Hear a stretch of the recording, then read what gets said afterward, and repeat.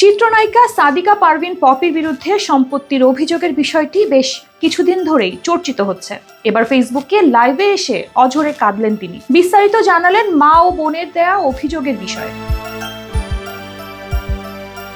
গত ৩ ফেব্রুয়ারি পপির বিরুদ্ধে সম্পত্তির অভিযোগ এনে খুলনার সোনাডাঙ্গা থানায় জিডি করেন তার বোন ফিরোজা পারভিন। বিষয়টি নিয়ে একরকম চুপই ছিলেন চিত্রনায়িকা।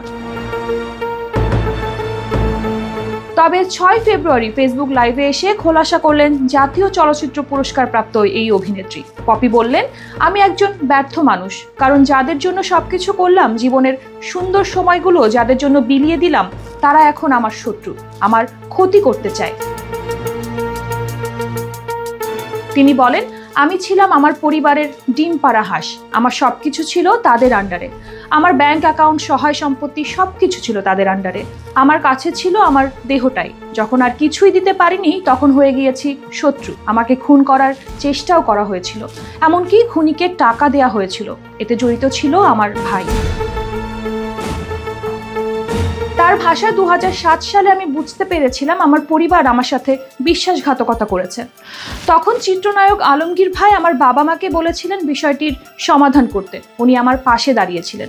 আমি কখনো চাইনি একা কিছু করতে। শুধুমাত্র বাবা মা ভাই বোন নয়, আমার দাদির বাড়ি, নানির বাড়ির সবাইকে সহযোগিতা করেছি।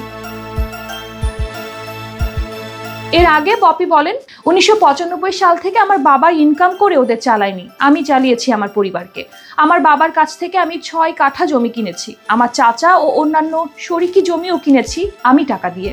আমার কষ্টে অর্জিত টাকা দিয়ে কেনা জমি এখনো আমি ভোগ দখল করতে পারিনি এদের অত্যাচারে। পপির বিরুদ্ধে করা জিডিতে অভিযোগ আনা হয়, পারিবারিক জমি এককভাবে দখলে নিতে চান অভিনেত্রী। এ নিয়ে ভাই বোনদের সঙ্গে বিবাদ চরমে পৌঁছালে তাকে মেরে ফেলার হুমকিও দেন পপি ও তার স্বামী আদনান উদ্দিন কামাল।